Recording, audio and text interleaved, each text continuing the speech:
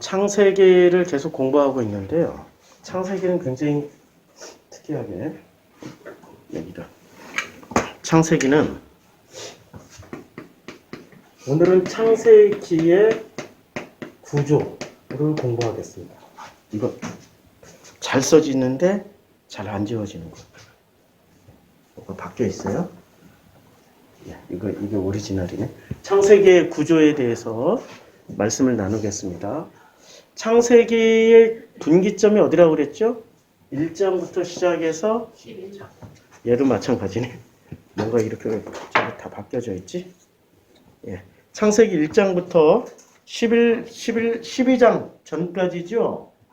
12장 직전까지가 창세기의 어떤 분수령입니다. 1장부터 11장.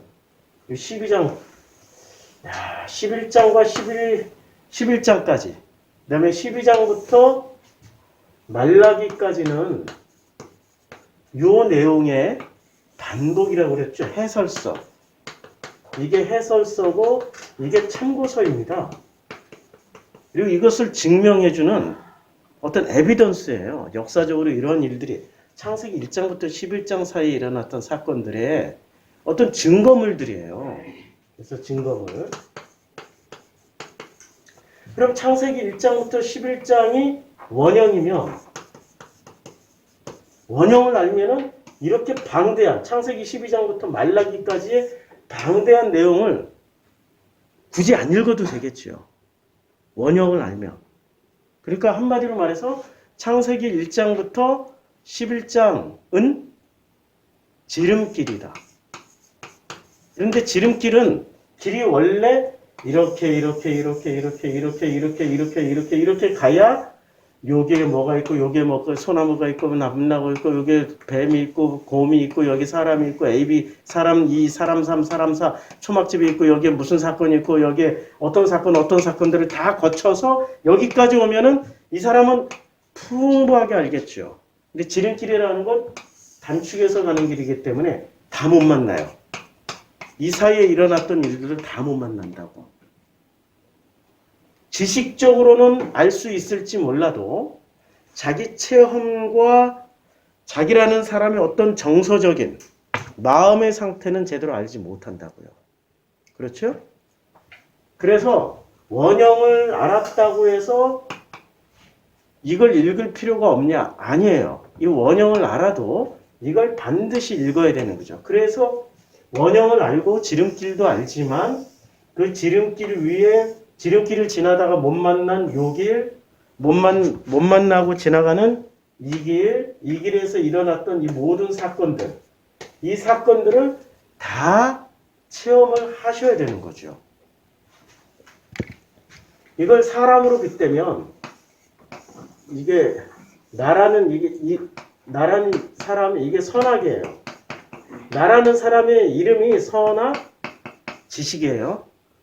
우리 각자는 예외 없이 태어나는 순간부터 죽을 때까지 전부 다 이름이 뭐냐면 선악 지식이에요. 내 이름이 뭐냐라고 하나님이 물으시면 뭐라고 대답하면 돼요? 예, 선악 지식이에요. 선을 붙잡았던 악을 붙잡았던 지식을 붙잡았던 아니면 선악 지식을 한꺼번에 다 붙잡고 있든지 간에 이 사람은 선악 지식이고 선악 지식의 특징이 뭐죠? 하나님처럼 되리라. 이 사람들의 특징 넘버원이 하나님처럼 된다예요. 하나님처럼 됨이 목적이에요. 하나님처럼 됨. 빼봐. 하나님처럼 됨. 아유, 우리말 어려워. 뭐가 받침이 맞는지 모르겠는데 하나님처럼 되는 게 선악 지식인들의 특징이라고요. 그래서 조금만이라도 뭔가 자기가 알고 있으면 선생짓을 하려고 그래. 야, 나 이렇게 하지 마. 너 이렇게. 유치원 가서도 유치원 선생님 계시니까 유치원에서도 애들 사이에 그런 거 있죠. 야, 너 이거 하지 마. 선생님이 이러라고 그랬어. 너 이거 하지 마. 선생님이 이래. 반드시 뭔가 하나 들어오면 누군가 위에서 가르치려고 그러고 지시하려고 그러고 그걸 가지고 자기의 됨, 나됨을 행사하려고 그런다고요. 그렇죠? 쓰레기 봉투 하나라도 분리수거를 제대로 배운 사람은 그걸로 나됨을 표시하려고 그래. 분리수거 안 한 사람한테 그런 식으로 하지 말라고. 하도 많이 들어서 다 아시죠? 이제 괜찮죠? 예. 이 정도는 괜찮아요. 나됨을 뭐로 해요? 나됨을 선악지식으로 표현하고 있다고요. 선이냐 악이냐 지식이냐 이거 가지고 자기됨을 표시하고 있는 거야. 근데 나됨이 선악지식으로 표시하는 게 맞나요? 나됨을 하나님의 형상으로 표시하는 게 맞나요? 하나님의 형상으로 표현하는 게 맞죠? 근데 나됨을 하나님의 형상으로 표현하지 않고 선악지식으로 표현하면은 끊임없이 판단, 지적, 정죄, 그 다음에 너보다 내가 더 뛰어난 우월에 서 있어. 내가 너보다 더 뛰어나. 언제나 우월감, 자신감. 그러다가 한 방 맞아봐. 바로 그 자신감 다 깨어지고 우울증으로 들어가고 공포 모드로 들어가지. 밤에 잠도 못 자. 불안해서 잠도 못 자. 이거 어떻게 하나 어떻게 하나. 한 방 맞아본 사람들은 알죠. 웃으시는 분들은 다 경험 있는 분들. 아니 그 고통을 겪었잖아. 고통을. 이제 웃는다는 거 그 고통을 이제 벗어났다라는 의미이기 때문에 긍정적인 거죠. 맞아보면 알아. 선악 지식으로 살던 사람들이 하나님처럼 됨의 자리에서 내려지게 되는 방법은 맞으면 알아. 그러니까 유난히 많이 맞는 사람들은 아직도 선악 지식으로 세게 살아가고 있다. 그래서 유난히 많이 맞는 사람이 계시죠? 한 분 계세요. 우리 중에 나 정성필. 나처럼 세게 맞고 살아가는 사람이 어디 있어요? 어렸을 때부터 지금까지. 저는 선악 지식으로 엄청 세게 살았다는 증거물인 거죠. 세게 맞은 사람들은. 약하게 맞은 사람들은 선악 지식으로 약하게 살고 있다. 그렇죠? 아니면 잘 드러내지 않고 약하게 가늘고 길게 살자. 이런 사람들이 또 덜 맞을 수도 있어. 근데 가늘고 길게 산다 하더라도 반드시 맞아. 그게 축복이라고. 그게 복이라고.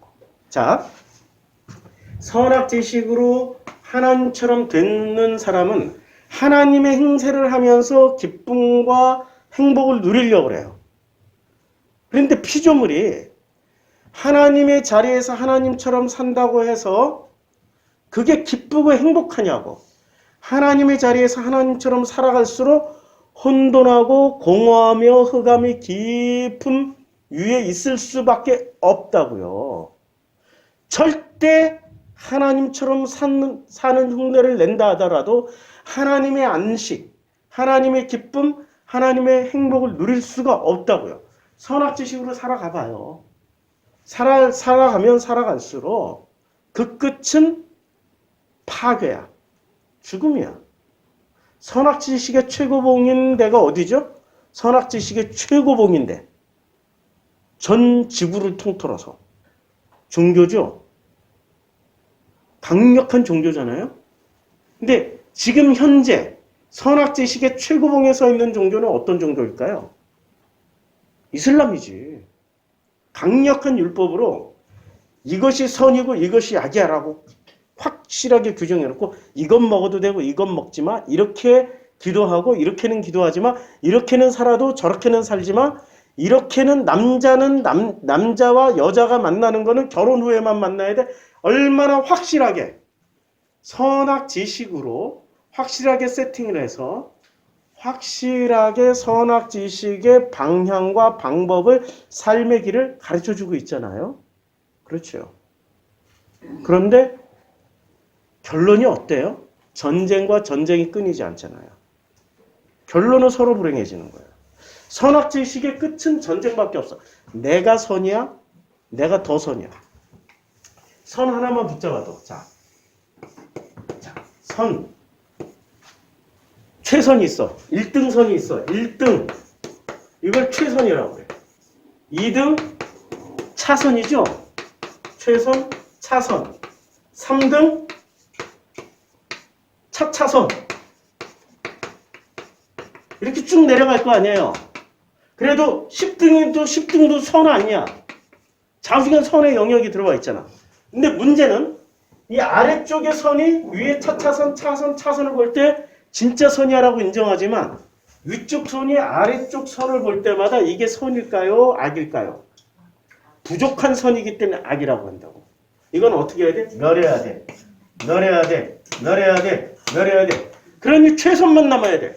근데 최선이 남았는데 문제는 이 최선에서도 또 1, 2, 3, 4로 나뉘어요. 예. 1, 2, 3, 4로 나뉘고 예. 뭐예요? 예. 1, 2, 3, 4로 나뉘어요. 최선에서도 반드시 나누게. 그러면 이 최선이 또 1등인 나머지를 어떻게 해요? 차선들은 진짜 최선이 아니기 때문에 또 멸해야 돼.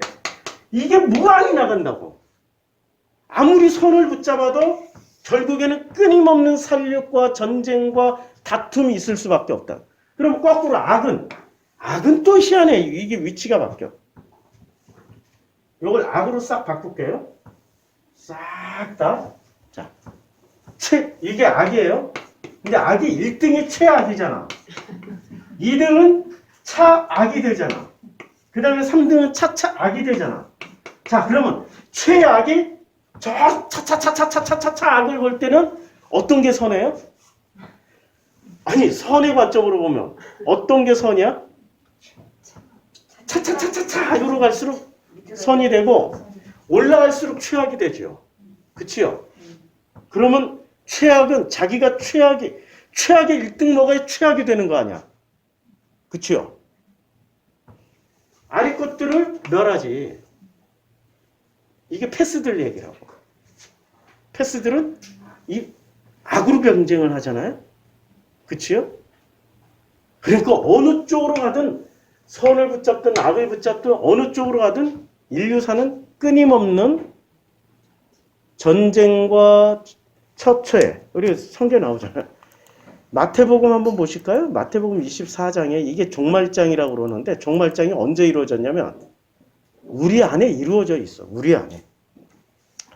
예수께서 대답하여 이르시되 이제 자 예수께서 감람산 위에 앉으셨어요. 산 위에 앉으셨어. 우리가 신명기, 민수기, 신명기로 공부했을 때 다 공부했지만 산에서 가나안 땅에서 살던 10부족 중에 산을 점령하고 살았던 사람들이 무슨 족? 산을 점령하고 산에서 살았던 족속. 이스라엘을 마지막까지 끝까지 괴롭히던 족속. 예, 아모리.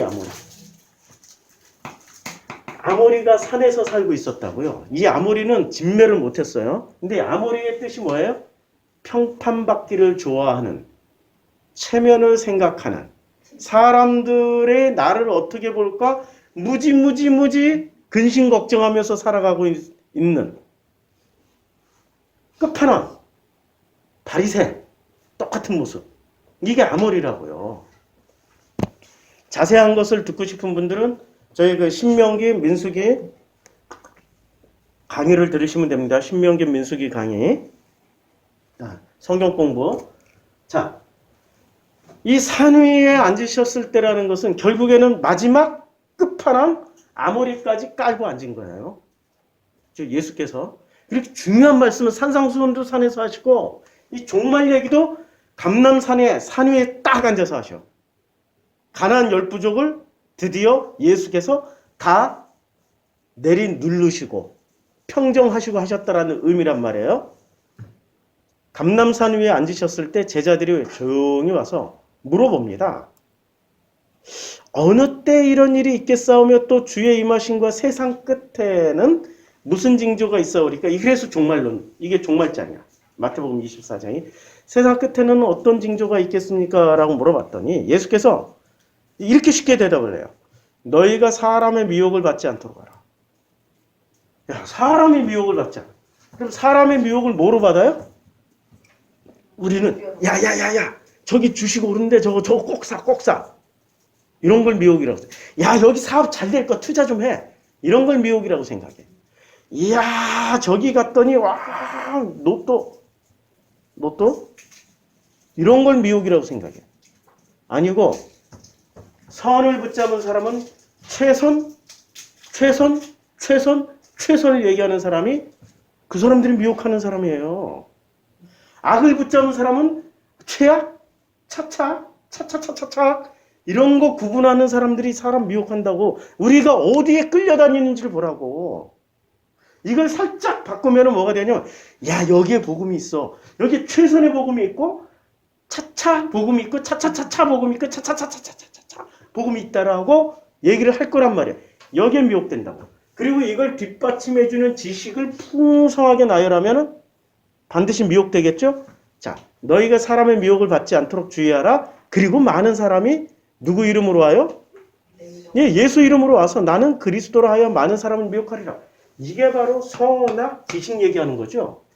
이제 이해가 되죠? 선악 지식 얘기하는 거예요. 선악 지식이 종말 끝판왕이라고. 창세기에서 시작됐고 인류의 끝판왕이 선악 지식이라고. 선악 지식을 많이 가지고 있는 사람들일수록에 선악 지식을 많이 가지고 있는 사람들일수록 그런 사람일수록에 두 가지예요. 하나는 강력한 신념, 강력한 신념과 강력한 믿음을 가져요. 신념을 기반한 믿음을 가지고 이거를 신앙심이라고 생각하는 사람들이 있다. 인류 사이에 신앙 좋은 사람들은 강력한 자기 신념과 믿음을 통해서 신앙행위를 했잖아요. 순교까지 불사해. 세상에서 집단으로 한꺼번에 많이 순교당한 사례가 있는데 그 중에 대표적인 사람들이 누구요? 바리새들. 로마군이 들어왔을 때, 헬라군이 들어왔을 때, 성전을 파괴하려고 그럴 때 모든 바리새인들이 쫙 그 앞에 무릎 꿇고 이러게 앉았어. 무릎 꿇고 할렐루야 이러고 있었어. 무릎 꿇고 줄을 쫙쫙 군대처럼 쫙쫙 맞춰서 앉아가지고 이 성전을 무너뜨리기 전에 우리를 전부 다 죽이고 와라. 헬라군이 그러고 나서 또 몇백 년 후에 로마군이 왔어요. 헬라군 때 어떻게 했을까요? 로마군 때 어떻게 했을까요? 그래? 그리고 다 죽이고 들어갔어. 우리는 그런 모습을 볼 때 대단한 신앙심이라고 생각하잖아요. 대단한 신앙심. 우리는 그 행위를 보고, 근데 그 행위가 어디서 나와요? 신념과 믿음에서 나올 뿐이지 하나님과 상관없는 선악 지식의 신념과 믿음일 뿐이지 하나님과는 하등의 상관이 없어. 그렇게 순교해봐야 하나님 못 만나. 누구 만나요? 자기가 선악 지식이 하나님처럼 되어 있기 때문에 결국에는 천국 가서 누구 만나요? 선악 지식이 된 나들을 만난다고. 선악 지식이 된 나들을 만나. 거기서도 또 우열을 가려야 돼. 영원히 그렇게 살아야 돼. 그 끔찍한 되풀이. 그걸 어쩌면은 힌두교인들은 그 끔찍한 되풀이가 되는 그 과정을 윤회라고 했을지도 몰라요. 그 윤회를 끊고 싶은 거야. 끊고 싶은 사람들은 반드시 어디 가서 장례를 치르면은 그 끔찍한 윤회가 끊어질까요? 겐지스강. 그래서 모여드는 곳이 바라나시. 바라나시에 가면은 매일 저녁 7시마다 이 아리안족들이 키가 커요.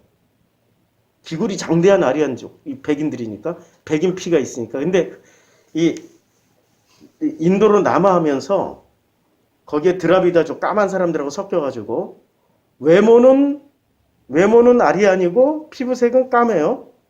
그렇지만 체격은 골격 끝내줘요. 이들이 매일 7시마다 바라나시에서 제사를 지냅니다. 고대 의식 그대로 향불을 피우면서. 웅장합니다. 보고 있으면 넋을 잃어. 와. 근데 그게 예배를 드리는데 그냥 앉아서 할렐루야 이렇게 드리는 게 아니라 워십을 합니다. 워십. 너무나도 아름다워. 웅장하고 아름답고 거룩하고 신비할 정도로 이런 장치를 해놓으니까 선악 지식이라고 못 보고 하나님처럼 하나님 만나는 것처럼 여겨진다고. 그렇게 바라나시에서는 뭐를 끊으러 가는 자리예요? 제발 이 선악 구조 좀 끊어달라고. 다시는 인간으로 태어나지도 말고 다시는 이 세상에 돌아오고 싶지도 않다고. 왜냐면 이 세상이 뭐로 이루어져 있습니까? 지금 세상이 다시 환생해도 선악지식으로 이루어져 있잖아요. 선악지식의 고리를 끊고 싶다. 끊어지나 그게? 그렇게 해서 끊어지는 거 아니지. 복음만이 끊어지게 만들죠. 못 끊어요 그거. 자, 많은 사람들이 누구 이름으로 와요? 결국에 선악지식이 누구 이름으로 합리화시켜요? 예수 그리스도 이름으로 합리화시킨다고. 그래서 난리와 난리 소문을 들어요. 왜 난리와 난리 소문을 들어요? 자, 최선, 차선, 차차선. 이것도 전쟁과 전쟁 소문이죠. 최악, 최차악, 차차착. 이것도 전쟁과 전쟁 소문이죠. 난리와 난리 소문이죠. 선악지식의 세상이 이런 모양이라. 난리와 난리의 소문을 듣겠으나 너는 삼가 두려워하지 말라. 이런 일이 있어야 돼. 끝은 아니야. 이게 시작일 뿐이야. 선악지식이 들어온 게 시작이야. 그게 끝이 아니라고. 그게 시작일 뿐이라. 민족이 민족을, 나라가 나라를 대적하여 이르는, 이게 창세기 족보를 이해를 해야 되는 거죠. 민족이 민족을, 나라가 나라를. 자, 창세기 족보에는 이렇게 나옵니다. 창세기 5장에 보면 창세기 4장이 족보가 나오죠. 누구의 족보에 창세기 4장이 나오는 족보는? 창세기 4장에 가인과 아벨이 동침을 해요. 에녹을 낳았어요. 그리고 에녹이 이랏을 낳고, 이랏은 무야엘을 낳고, 무야엘은 무드사엘을 낳고, 그렇죠? 그다음에 아단은 야발을 낳았고 장막에 거주하며 가축을 치는 자의 조상이 됐고, 유발은 수금과 퉁소를 잡는 모든 자의 조상이 됐고, 두발 가인은 구리와 쇠로 여러 가지 기구를 만드는 자요. 이렇게 나오고, 그렇죠? 이게 지금 창세기 4장은 어떤 족보예요? 선악 지식의 족보라고요. 근데 이들은 각종 문화 문명의 조상이 됐어요. 그런데 창세기 5장의 족보에서는 아담의 계보. 그래서 아담의 형상을 따라 낳게 된 그 셋 후보 그 족보란 말이에요. 근데 여기는 문화 문명을 만드는 그게 하나도 안 나와. 창세기 4장의 족보에서는 아무도 안 죽어. 창세기 4장 족보에서 죽는 장면이 나와요? 죽이는 장면은 나오지. 가축을 치는 자의 조상이 되었고 조상이 되었으며 뭐 이렇게 잘 보면은 무야를 낳고만 해. 절대 안 죽어. 절대 안 죽어. 절대 안 죽는데 창세기 4장 족보에서는 절대 안 죽어. 그리고 오히려 누군가를 죽여. 사람을 죽였고 나의 상하로 말미암아 소년을 죽였도다. 누가요? 창세기 4장 족보의 라멕이 오히려 죽일지언정 죽지는 않아. 희한하죠? 죽일지언정 죽지는 않아요. 근데 창세기 3장에 보면 이유가 나와요. 창세기 3장에 보면 어떤 이유가 나냐면 뱀이 여자에게 이르되 너희가 결코 죽지 아니하리라. 그러니까 뱀의 피를 물려받은 거예요. 그러니까 여자는 하나님 말씀에 먹으면 죽는다라고 했는데 창세기 2장에서는 반드시 죽는다고 했는데 그러니까 하나님의 계보를 따라가지 않고 안 죽으니까 누구의 계보를 따라갔어요? 창세기 4장 족보는 결코 죽지 아니하라고 말한 뱀을 따라가는 계보야. 창세기 4장 족보. 절대 안 죽어. 근데 창세기 5장은 어떻게 해요? 너무나도 놀라워요. 아담은 셋을 낳은 후 800년을 지나며 자녀들을 낳았으며 그는 930세를 살고 어떻게 돼요? 죽었더라. 계속 죽었더라. 반드시 죽어. 한 사람 빼고. 반드시 죽게 돼 있어요. 하나님의 형상은 어떻게 해야 돼요? 반드시 죽는 족보. 여기는 죽음의 족보로 들어가고 선악 지식을 붙잡는 사람들은 안 죽어. 영생의 족보로 들어가. 자, 교회에서는 죽음을 가르쳐 줍니까? 영생을 가르쳐 줍니까? 할렐루야. 영생하실지어다. 창세기 4장 족보로 살지어다. 모든 문화 문명을 이루는 조상이 될지어다. 거인이 될지어다. 능력자가 될지어다. 영생을 얻을지어다. 이렇게 설교하잖아요. 창세기 4장이죠.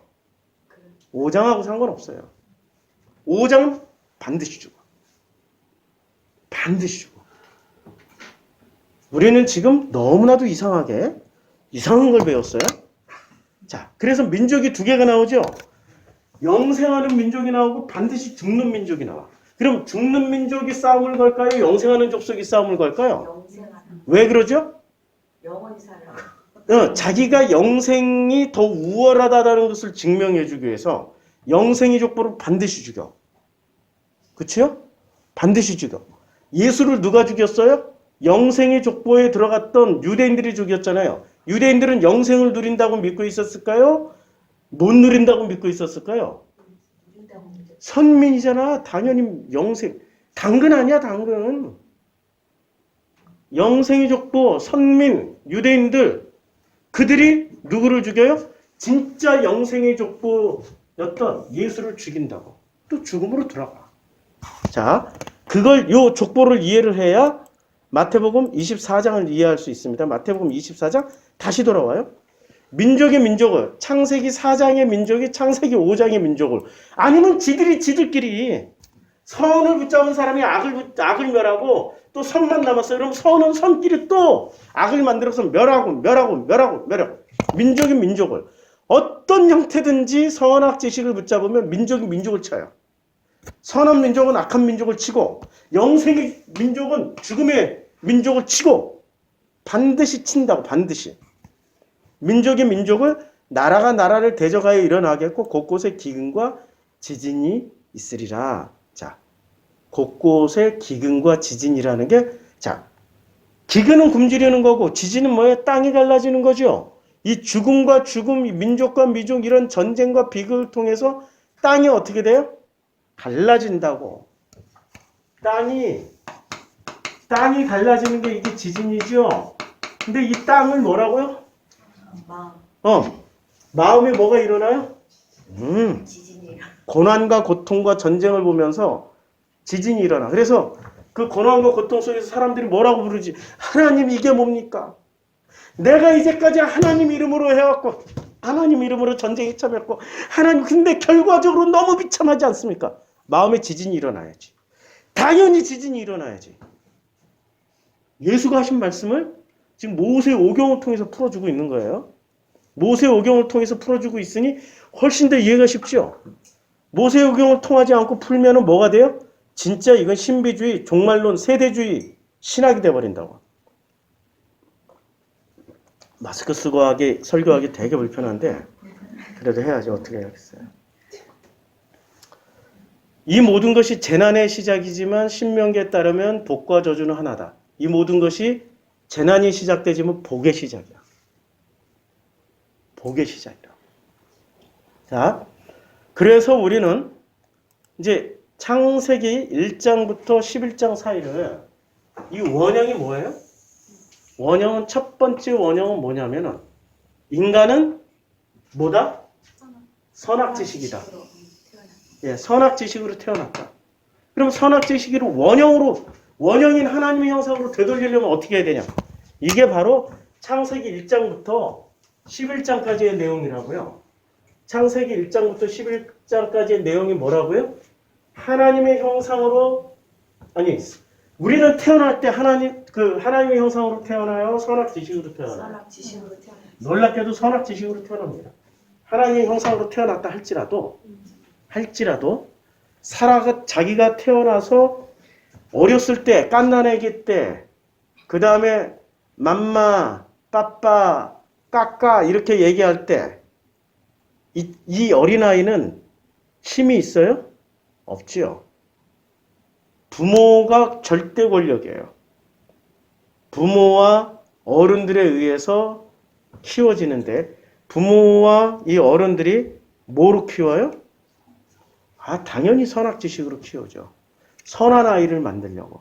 선한 아이를 만들려고 하면 할수록 이상하게, 아시죠? 거꾸로 튀어. 빗나가. 네, 거꾸로 튀어. 우리는 주변에서 참 저는 많이 봅니다. 정말 많이 봅니다. 오늘 아침에도 그걸 또 체험하고 왔어요. 오늘 아침에도 선악지식으로 왕권사님 밑에서 성장했던 분이 얼마나 얼마나 겉으로는 착하고 멋있고 훌륭하신 분인데 얼마나 자기중심적으로 살아가는지를 우리는 충분히 보고 우리는 체험하고 있는 중이잖아요.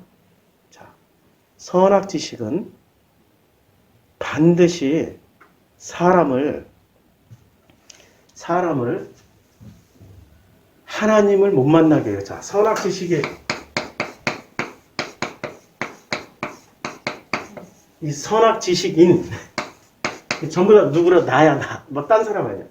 이 선악지식인은 이게 한 단어가 아니라 선과 악과 지식을 붙잡은 사람이라고요. 그리고 이 모든 걸 통합적으로 붙잡은 사람은 위대한 스승이 됩니다.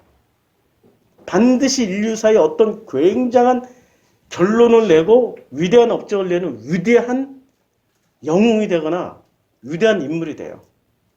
이 선악지식을 통합적으로 다 붙잡은 사람. 어느 거 하나만 붙잡아도 빼어난 영웅이 돼요. 아주 빼어난 영웅이 됩니다. 그 중에 한 분이 니므롯이라는 영웅이 있어요. 니므롯은 선을 붙잡았을까요? 악을 붙잡았을까요? 지식을 붙잡았을까요? 니므롯은 선을 붙잡았죠. 여기 라멕이 나오잖아요. 창세기 4장에. 내 상출에 의해서 소년을 죽였다, 2명을 죽였다 그러죠? 뭐를 붙잡았어요? 악을 붙잡았죠. 그치요? 놀랍게도 어느 것 하나를 붙잡아도 다 그 분야의 전문가가 됩니다. 위대한 사람이 된다고. 위대한 사람이 되고 싶습니까? 하나님의 형상이 되고 싶습니까? 진심이에요? 그렇게 사람은 노력하고 예. 있어 지금. 진심으로 하나님 형상이 되고 싶어요? 아멘. 선악 지식을 붙잡으면 이 땅에서 혜택 받는 게 엄청 많아요. 누리고 수 있는 게 엄청 많다고. 세속적으로 가지고 싶은 거 가지고 하고 싶은 거 마음껏 하고 그렇게 살 수 있다고요. 선악 지식을 붙잡으면 그건 못했기 때문에 이렇게 초라하게 겨우 이게 100명도 안 되는 크로시크마이 교회에 와서 앉아있고 설교는 왜 그렇게 오지리 길게 하는지. 네? 이게 지금 현재 우리들 모습이란 말이에요. 선악 지식을 넘어서서 하나님의 형상으로 가려는 길이 이렇게 좁고 험하다고. 환영합니다. 정말 잘 오셨어요. 잘 가고 계십니다. 그래서 마태복음 24장에는 이렇게 결론을 맺죠. 마태복음 24장에서는 그러나 끝까지 견디는 자는 끝까지 견뎌요. 이제 제가 언제 한번 이걸 제대로 하겠는데 이렇게 말씀하십니다. 자, 노아의 때와 같이 인자의 임함도 그러하니라. 이제 노아의 때. 그러니까 예수님은 기본 베이직을 이 마태복음 24장 어디다 두고 말씀하셨어요? 창세기 1장부터 11장 사이에 두고 말씀하신 거예요. 당신이 풋노트를 얘기해 줬잖아. 에비던스, 증거물을. 노아의 때, 창세기 6장부터 9장. 근데 6장부터 9장 사이에 일어난 사건이 1장부터 5장 사이의 사건과 무관하지는 않다고. 이것들이 모여서 창세기 6장 사건이 터진 거죠. 그래서 그러므로 깨어 있으라. 어느 날에 너희 주가 임할런지 너희는 알지 못한다. 야, 이러면 신비하게 성령이 그게 아니고요. 내 마음이 언제 깨어져서 지진이 일어나서 내 마음이 흔들리는 그 틈바구니에 복음이 들어올지 아무도 모른다고. 그래서 주님이 이렇게 말씀하십니다. 끝까지 견디는 자. 어디 있지? 끝까지 견디는 자는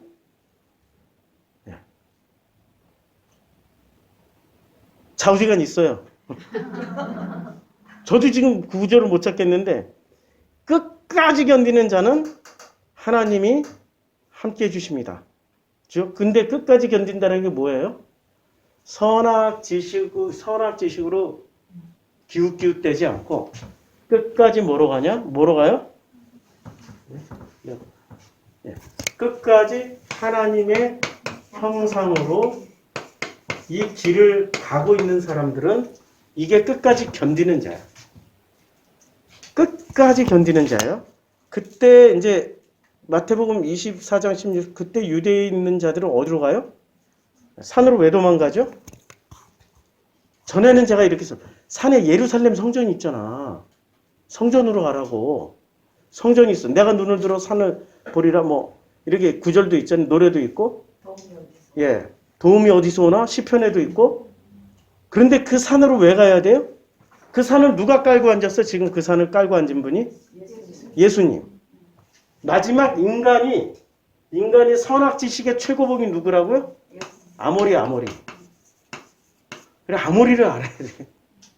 마지막까지 이 아모리를 내리깔고 아모리를 내리 눌러버리신 분이 예수님이시라고. 그래서 그 산에 서면은 아모리를 깔고 선악지식의 최고봉들을 선악지식을 다 짓밟고 계시는 그 예수 그 마음으로 그 뜻으로 그 현장으로 가라고. 자, 성경을 다 내려버렸네. 그래서 성경에 보면 자 이제 선악지식인이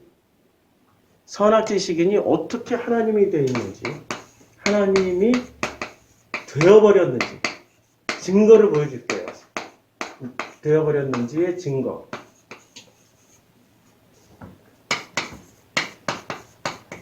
일단 창세기 1장에서의 가장 큰 개념이 하나 등장합니다. 천지를 창조하셨어. 천지. 그럼 천지라는 게 하늘과 땅이죠? 그렇죠. 근데 우리는 하늘은 높고 땅은 낮아요. 하늘은 위대하고 땅은 세속적이야. 하늘은 엄청나고 땅은 초라해. 그래서 하늘에서 살길 원해요? 땅에서 살길 원해요? 천국 가려면 어디로 간다고 생각해요? 하늘로. 근데 하늘에서 땅으로 거꾸로 내려오신 분이 있어. 누구? 예수님. 예수. 그러면 사람들이 생각하는 땅에서 사람들은 전부 다 구원받는 걸 어떻게 생각해? 땅에서 하늘로 올라간다고 생각했는데 예수는 하늘에서 땅으로 내려왔으니까 구원받은 거야? 버림받은 거야? 헷갈리죠? 간단한 질문 하나에도 이렇게 헷갈리는데 왜들 그렇게 확신하고 사는지 몰라. 간단한 거 하나에도 이렇게 헷갈리는데 자 하늘이란 개념을 잘 보자고. 태초에 하나님이 천지를 창조하시니라가 하늘과 땅을 만들었어요. 왜 하필 하늘과 땅일까? 하늘 같은 마음을 선택하시겠어요? 땅 같은 마음을 선택하시겠어요? 선택해보세요. 하늘 같은 마음 선택하시겠어요? 땅 같은 마음을 선택하겠어요? 당연히 하늘 같은 마음을 선택하겠죠? 자, 그런데 이 하늘이라는 개념을 실제로 유대인들도 이렇게 이해를 하고 있었다고. 우리 어머니가 교회를 다니지 않을 때, 내가 어린 시절 교회를 다녔을 때, 우리 어머니는 초등학교 4학년도 채 못 다니셨던 분이셔. 부남매의 7째로 태어나셔가지고 그 집안은 희한하게 9남매가 대학을 나온 사람이 한 사람도 없어. 제일 잘 나와요. 고등학교 나왔고. 해남군 산이면 금오리 섬마을에서 태어나셔가지고. 근데 외할아버지께서 또 서당 선생님이셨어. 공자을 맹자을은 가르쳤어도 학문은 안 가르쳤어. 아무것도 안 가르쳤어. 아무것도 안 가르쳤어. 그 배운 바가 없는 그 어머니께서 내가 어린 시절 교회를 다니니까 반대를 안 하시고 오히려 그분이 간증을 해 주시더라고. 우리 어머니가. 그분은 교회 안 다니셨어요? 나중에 돌아가시기 몇 년 전에 교회 다니셨지만 야 아들아 네가 교회 가는 거 참 잘됐다. 왜요 어머니? 옛말에 이런 말이 있더라. 중이 외나무 다리를 건너다가 물에 빠졌을 때 뭐라고 한지 아니? 아이고 하느님. 아이고 하느님. 나 죽겠습니다. 그러니까 부처가 높냐 하나님이 높냐?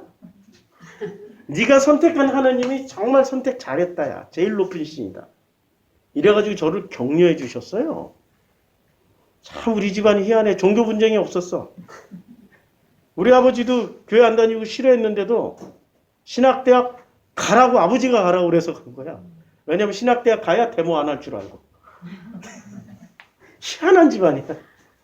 그러니까 아이고 하나님, 하나님 개념이 무슨 개념이 가장 높고 위대한 신이라는 개념이라고.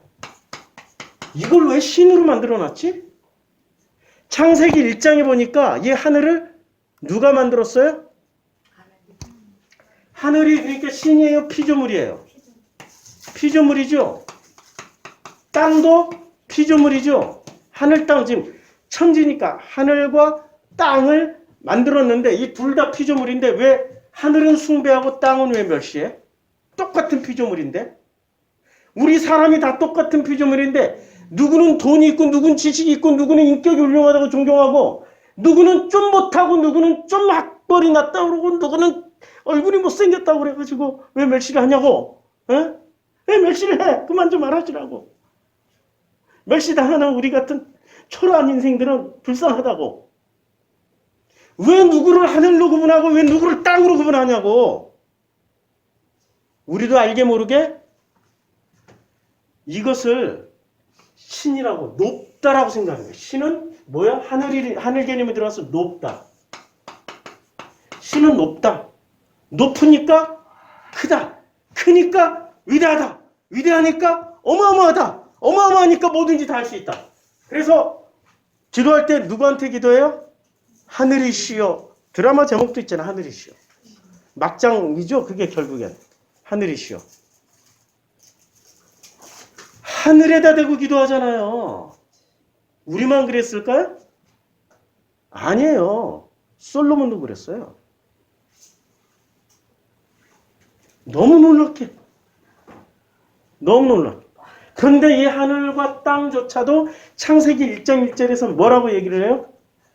피조물이야. 피조물이라니까 창조주가 만들어낸 피조물에 불과해.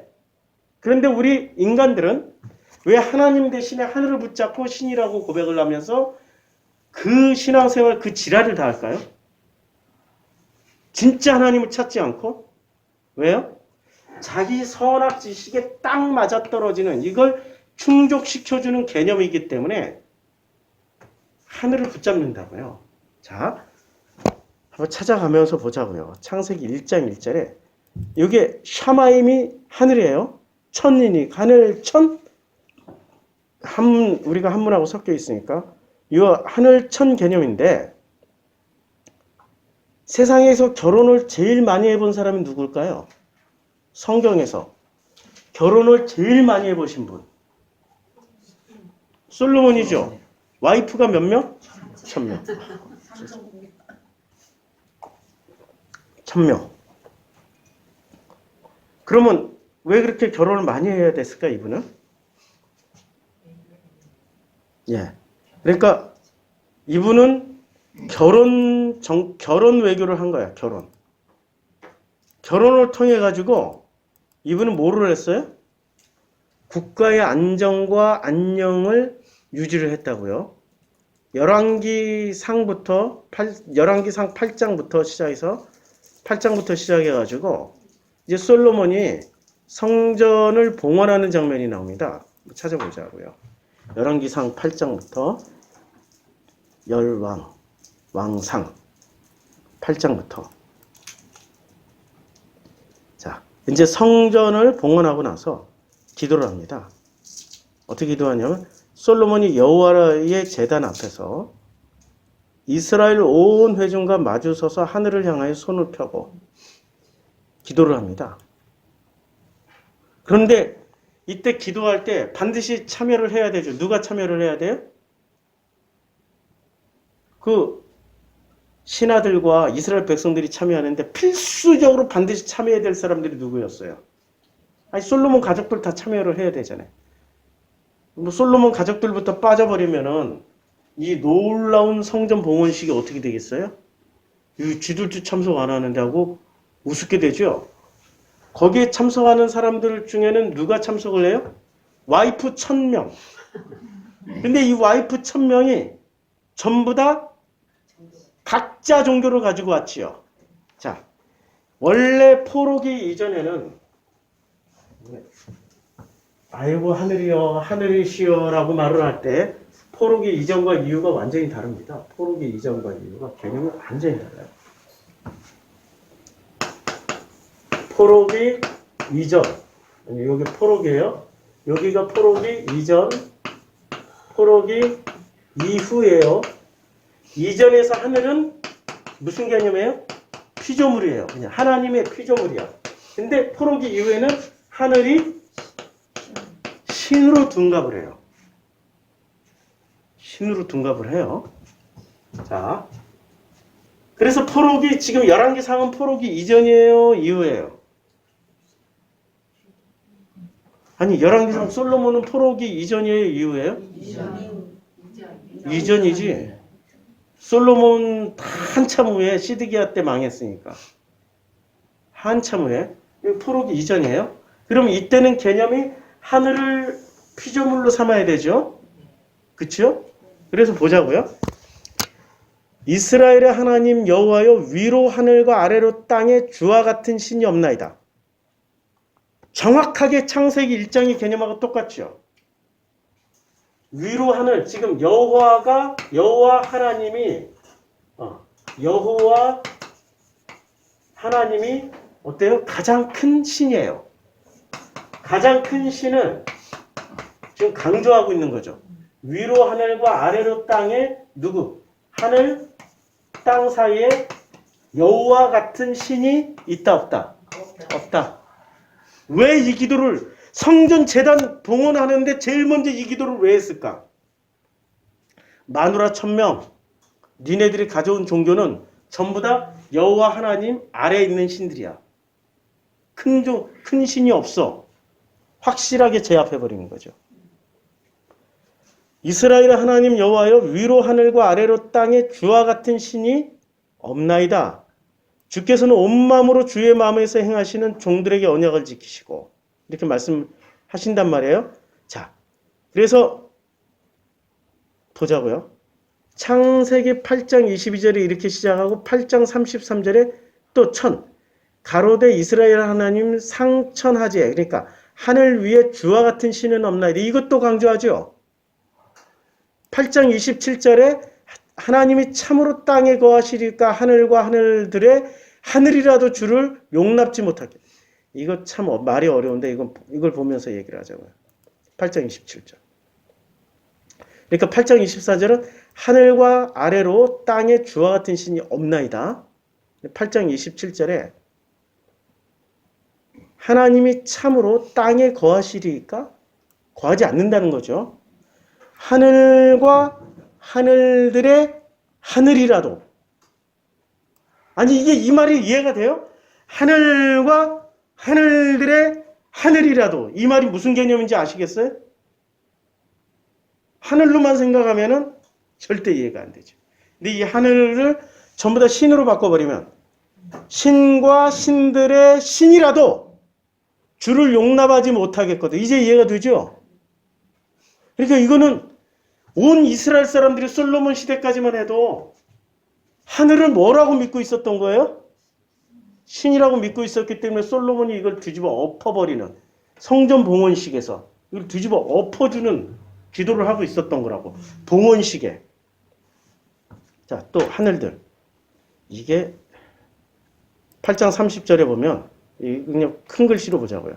8장 30절에 주의 종과 주의 백성 이스라엘이 이곳을 향하여 기도할 때 이곳이 어디예요? 하늘이에요? 성전이에요? 성전이지요? 성전 봉헌식이니까. 기도할 때 주는 그 간구함을 들으시되 주께서 계신 곳 하늘에서 들으시사 사하여 주옵소서. 하나님이 어디 계셔요? 솔로몬 개념에 의하면 하늘 위에 계시는 거야. 하늘에 계셔요? 하늘 위에 계셔요? 창조주 하나님이니까 이분은 창조주 하나님이라고. 하늘 위에 계셔. 하늘 위에. 그러니까 개념이 이게 하늘 위에 이렇게 구름 위에 있는 개념이 아니고 하늘을 뛰어넘는 개념이라고 지금. 왜냐면 하늘을 창조하신 분이니까. 하늘 너머의 개념으로 하늘 위에 어버브라고 표현해야죠. 근데 뭐 on the sky 이런 개념은 아니에요. on sky 하늘 위에 이렇게 탁 달딛고 있는 그런 개념이 아니라고. 오해하지 마시라고. 그러니까 솔로몬 때까지만 해도 솔로몬은 하늘을 뭐라고 생각하고 있었어요? 하늘을? 하나님이 창조 주시고 피조물에 불과하다고 끊임없이 강조를 하고 있는 거죠. 끊임없이. 이해가 되죠? 자, 그 다음에 또 한번 보자고요. 열왕기상 32절부터 36절, 39절까지 계속 나오는데 32절에 주는 하늘에서 들으시고, 그러니까 하늘이 주는 아니에요. 하늘 위에 계시는 분이 바로 그 전에 나왔으니까. 그리고 34절 주는 하늘에서 들으시고, 이 하늘에서 들을 때 이미 하늘신이 아니고 그 너머에 있는 신이에요. 그 위에. 그래서 주는 하늘에서 들으사라고 얘기할 때 하늘을 신이라고 믿고 있었던 사람들에게는 어떤 쇼크가 올까요? 응? 하늘보다 내가 믿고 있는 신보다 훨씬 크신 분이네? 이런 생각이 들겠죠? 당연히 이런 생각이 들어야 되는 거예요. 당연히. 자, 그리고 또 이사야 1장으로 가서 한번 볼까요? 이사야 1장에서는 이사야 시편 자막자. 이사야 1장 하늘이여 들으라 땅이여 귀를 기울이라. 자, 하늘과 땅이 듣고 귀를 기울여야 돼. 누구의? 여호와의 말씀을. 그러면 이사야만 하더라도 포로기 이전이잖아요. 하늘과 땅이 더 높아요? 하나님이 더 높아요?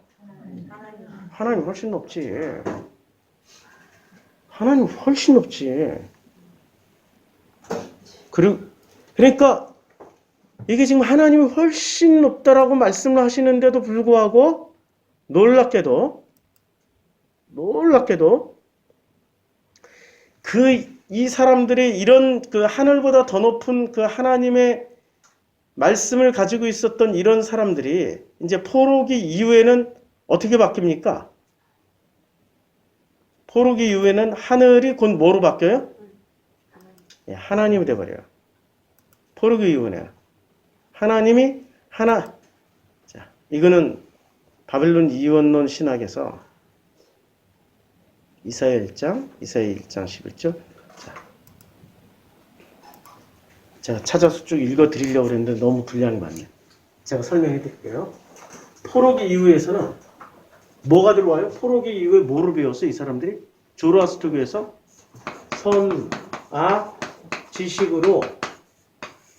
선악 지식으로 하나님이란 개념을 배웠어요. 그러면 하나님은 뭐가 돼요? 하나님 이퀄 하늘이 되는 거예요. 이해가 되죠? 하나님은 하늘신이 하나님이야 이제. 그래서 하느님이라고 부르는 거죠. 우리말처럼 하느님. 하느님 하면은 이게 바로 하나님이 돼요. 근데 예수가 오셔서 어떻게 해버렸습니까? 이 하늘들이 찢어버렸잖아. 1장에서 보면은 예수께서 물에서 올라오실새 하늘이 갈라졌어요. 근데 이 하늘들이 왜 예수가 세례받고 올라올 때 왜 찢어져야 돼? 하늘들이? 이 사람들이 이때 당시 이 포로기 이후에 지금 예수님 당시의 사람들은 하나님 개념을 뭐처럼 믿고 있었어요? 하늘. 그러니까 철저하게 선악지식으로 세팅되어 있다. 그래서 예수가 세례받고 올라올 때 어떻게 돼? 이게 다 찢어져야 돼. 위에서 아래로 찢어져야 돼, 완전히. 갈라져야 된다고. 그래서 이 사람들이 믿고 있었던 하늘신에 대한 개념을 찢어버렸어요. 왜 찢었어요? 창세기 1장을 복원시키려고. 태초에 하나님이 뭐를 만들었어요? 하늘과 땅을 창조하셨다고. 하늘과 땅을. 피조물을 지금 예수님 당시의 사람들은 어떻게 믿고 있었어요? 신으로 믿고 있었기 때문에 예수가 세례받고 올라올 때 하늘들이 찢어져 버렸다고. 그러면 예수의 세례를 받고 올라온 사람들은 하늘들이 다 찢어져야 되죠? 찢어졌습니까? 자기 하늘들이 찢어졌냐고. 왜?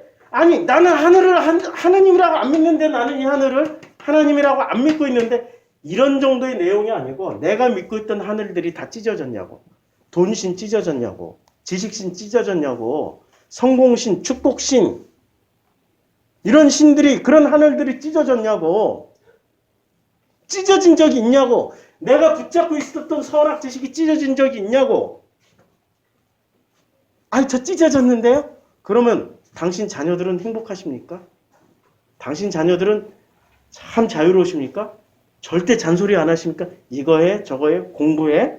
응? 공부 꼭 해야지.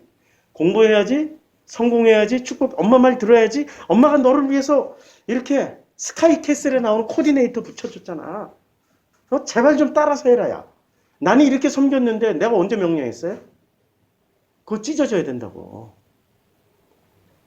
모든 지구상에 태어나는 모든 생명체는 누가 관리하세요? 아버지가 관리하시죠. 나는 내 자녀에게 어렸을 때 잘 먹이고 잘 입히고 얘가 행복할 수 있게만 해주면 돼. 이래라 저래라 저래라 이래라 할 필요 없어.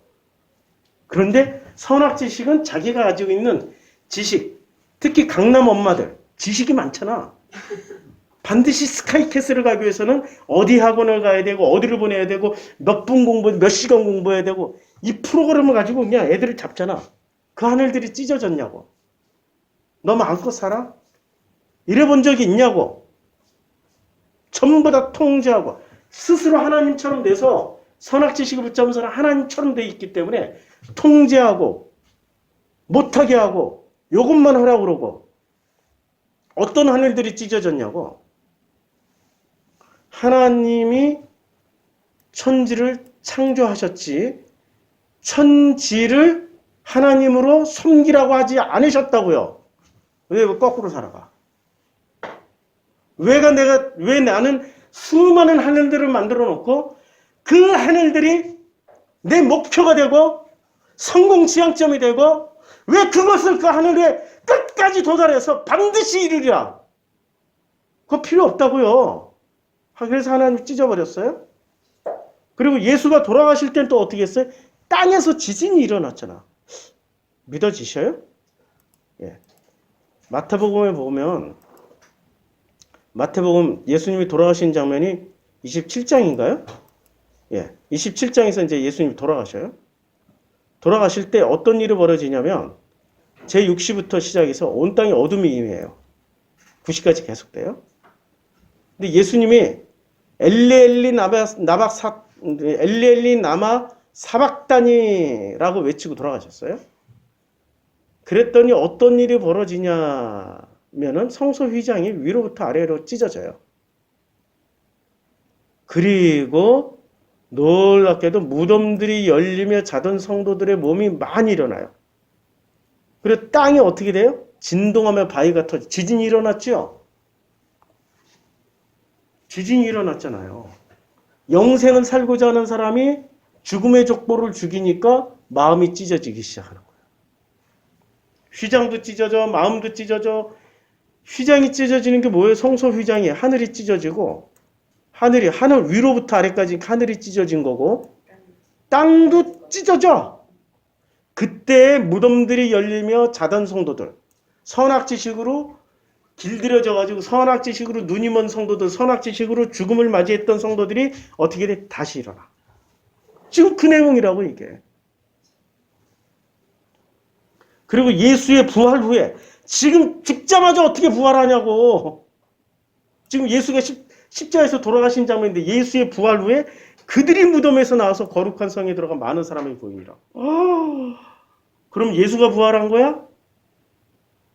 아니면 그 자던 성도들이 일어나가지고 무덤에서 나와서 지금 무덤이 열리면서 자던 성도들이 다 나왔으니까 그들이 무덤에서 나와서 거룩한 성에 들어가 많은 사람이 보이고 놀라운 장면이 일어났죠. 뭐로 거듭난 거예요? 선악지식에서 하나님의 형상으로 거듭나는데 지금 창세기 1장의 개념을 이해를 해야 이게 다 이해할 수 있는 개념이라고. 창세기 1장을 이해하지 못하면 다 이해할 수가 없어요. 이해하시겠죠? 여기 이해하셨죠? 아멘. 잘 이해가 안 되세요? 강도사님? 잘 이해돼요? 예. 내 하늘들이 찢어져야죠. 가끔 어떤 분들이 제 건강을 많이 챙겨주시려고 그래요. 그럴 때마다 저는 아멘하고 받아들이고 잘 따라서 해요. 그래서 매일 아침 ABC 주스 먹고 있고요. 예. 뭐 주시는 약 잘 챙겨 먹고 있어요. 그런데 어느 순간 저는 그걸 끊어요. 이것들이 내 하늘들인가 싶어서 하나님은 허락하시면 또 어떤 형태로든지 간에 내 건강과 생명을 이어가서 복음을 전할 수 있게 하겠지 하고 끊어. 그게 나에게 있어서는 금식이라고. 꼭 밥 안 먹는 게 금식이 아니라 내가 나를 지켜주고 있다라고 생각하는 모든 것들을 일정 정도 끊고 그냥 살아보는 거야. 그게 나에게는 금식. 하늘들이 찢어져 있나 그것들이 도로 하늘들이 되어 있나 확인하는 자리라고. 건강도 하늘들이 될 수 있어요. 축복도 하늘들이 되고 내 성공 목적, 지식, 추구 이 모든 것이 하늘들이 될 수 있다고. 가끔은 내려놓고 아버지의 뜻이 맞나요? 라고 멈춰서서 물어봐야 될 때가 있다고요. 물어봐야 될 때.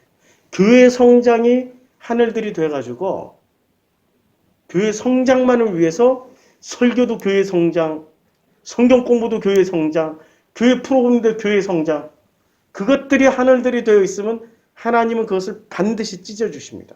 찢어주실 때 아멘 하고 받아들일 준비가 되어 있어야죠. 근데 사람들은 그게 쉽지 않아요. 굉장히 어렵다고요. 내 삶이 이렇게 안정되고 절대로 변하지 않았으면 좋겠어. 이게 어떻게 해서 만들어낸 안정이고 어떻게 해서 만들어낸 이 패턴인데 가끔은 내려놓고 아버지 뜻이 맞나요? 이것이 혹시 나의 하늘들이 되어 있는 거 아닌가요? 아버지의 뜻이라면 찢어주시는 것이 감사합니다. 고통스럽고 힘들지라도. 그렇죠? 우리는 올해 벌써 우리 교회가 이 하늘들처럼 찢어지는 하늘들처럼 몇 번 찢어졌잖아요. 다 아시잖아요. 그때마다 야 하나님께서 제대로 잘 섬겨주시는구나. 그 덕분에 나는 고인물이 되지 않고 날마다 흐르는 물이 돼서 또 흘러가는구나. 흘러가고 흘러가게 되는구나. 그게 하나님의 섬기심의 방식이거든요. 예수는 지금 마태복음, 마가복음을 통해서 끊임없이 이 하늘들 개념 하나 가지고 다 설명해 주셨는데 우리는 거꾸로 예수와 거꾸로 하늘은 뭐로 붙잡아 버렸어요? 지향점으로 붙잡았어. 선악지식의 지향점. 더 높아지리라, 더 위대해지리라, 더 커지리라, 더 저 너머까지 가서 엄청난 걸 이루리라. 지향점이 돼버렸다고. 그럴 때마다 하나님은 찢어주세요. 왜? 우리를 사랑하시니까. 찢김 당하는 게 사랑하는 거잖아요. 근데 그걸 안 찢기려고 또 엄청 노력을 해. 선악지식을 다 동원했더니 안 찢어주시는 방법이 있어. 절대 손도 안 대는 방법. 금식하고 기도하고 11조 왕창하고 교회 헌신 봉사 왕창 해버려. 그러면 안 찢어주실 줄로 믿사옵니다 하고 기도 제목도 그렇게 날마다 감사, 안 찢어주셔서 감사, 지켜주셔서 감사, 앉아도 감사, 서도 감사, 할렐루야. 이런 식의 신앙행위를 하고 있어요. 예수와 같은 길을 가고 있는 게 아니라 예수와는 반대 방향으로 가고 있다고. 예수의 길을 간다라는 것은 내 하늘들이 찢어지는 거예요. 내가 만들어 놓은 그 수많은 하늘들이 찢어져 내리는 것이 그게 바로 예수께서 가셨던 길이라고요. 그 하늘들이 찢어져야 어떤 일이 벌어지냐? 하늘들이 드디어 찢어져요. 곧 물에서 올라오실새 하늘이 갈라져 버렸어요. 하늘이 찢어졌다고. 그랬더니 성령이 비둘기같이 임하시는 거야. 하늘들이 찢어져야 뭐가 임해요? 성령이 오신다고. 성령이 오시고 나니까 하늘로부터, 야, 그 하늘로부터는 어떤 소리를 이제까지 들었어요? 성공해라, 축복해라, 잘 될 것이다. 네가 하는 마다 범사에 그냥 네가 원하는 대로 다 될 것이다. 이딴 소리만 들었잖아요. 그 찢어진 하늘부터 이제는 다른 음성이 들려와. 어떤 음성이 들려요?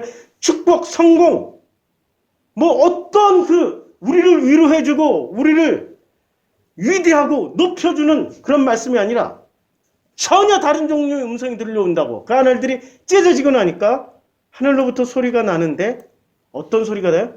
너는 내 사랑하는 아들이라 내가 너를 참으로 기뻐하노라. 이 음성이 진짜 음성이라고. 찢어진 하늘을 통해서 하늘 찢었는데요. 찢었더니 잘 될 거라고 해주세요.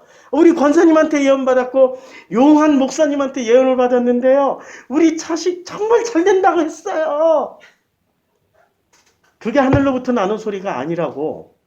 그거는 내가 만든 하늘로부터 나오는 소리고 내가 만든 신으로부터 나오는 소리고 진짜 하늘, 그 하늘은 너머에서 나오는 소리는, 너머에서 내려오는 소리는 너는 내 사랑하는 아들이다. 내가 너로 인하여 참으로 기쁘다. 이 음성을 들으셔야 된다고요. 이 음성을 듣길 원하십니까? 그럼 오늘 우리 성도님들의 하늘이 찢어지기를 소원합니다. 정말로 찢어지기를 소원하십니까? 정말로 소원하세요? 그럼 간절히 기도하세요. 하나님이 찢어주시고 나에게 음성을 들려주십니다. 너는 내 사랑하는 아들이다. 내가 너로 인하여 참으로 기쁘다. 이 음성을 듣는 한 주간의 하나님의 섬기심이 있기를 간절히 소원합니다. 기도하겠습니다. 이 시간 기도할 때 다 함께 통성 기도하죠. 정말 내 하늘들을 좀 찢어달라고. 하늘이 내 선악지식의 지향점이 됐고 그 하늘들이 찢어져야 나라는 인간의 종말장이 시작되어서 땅에서 지진이 날 것이고 민족과 민족, 내가 그렇게 섬기던 선악지식의 민족과 하나님의 형상의 민족이 내 안에서 전쟁이 일어날 것이고 그 전쟁의 결과로 인해서 이제는 내 하늘들이 찢어지기를 간절히 소원하는 간절한 마음이 될 때 아버지 하나님이 그 하늘들을 찢어주시고 찢어진 그 하늘로부터 소리가 나기를 너는 내 사랑하는 아들이다. 내가 너를 참으로 기뻐하노라 하신 그 음성 붙잡고 기도하겠습니다. 아버지 하나님,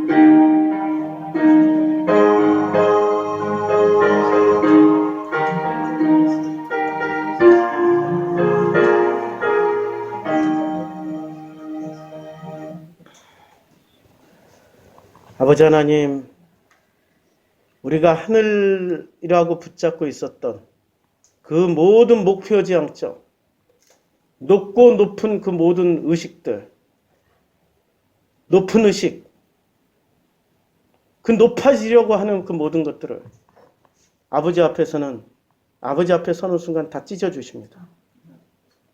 찢겨져야 성령의 비둘기같이 내려오고 찢긴 틈으로 너는 내 사랑하는 아들이다. 내가 너를 기뻐하노라고 말씀하십니다. 오늘 그 음성을 듣는 성도님들이 우리 가운데 가득하기를 소원합니다. 예수님의 이름으로 기도드렸습니다. 아멘.